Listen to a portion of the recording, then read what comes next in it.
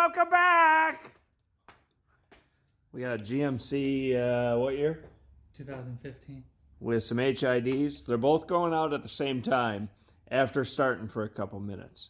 So what we're doing here, we got this resistor that we're trying.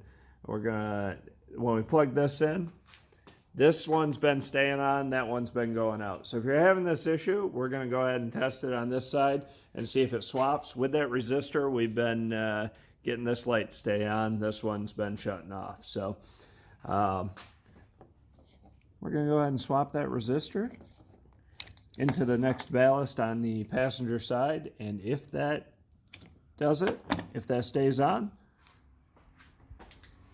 This Tony, is the resistor you're gonna need. the electrical genius figured it out.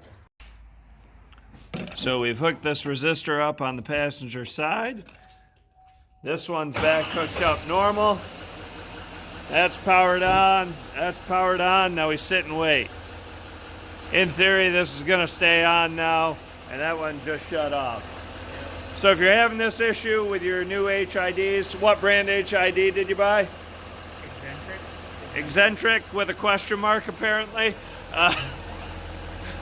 You might need a resistor if they're both going off at the same time. Sorry, Tony.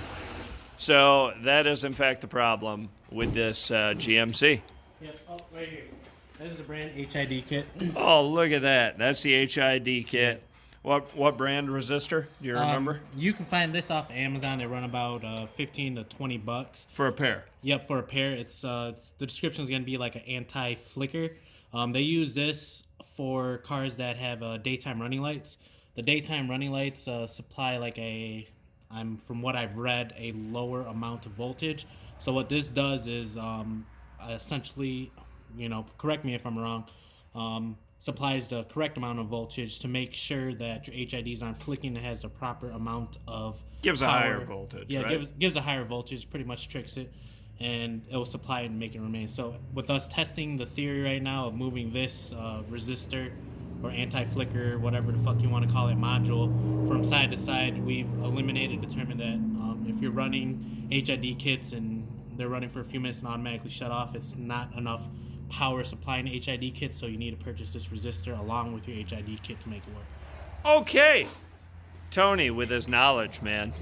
Mic drop.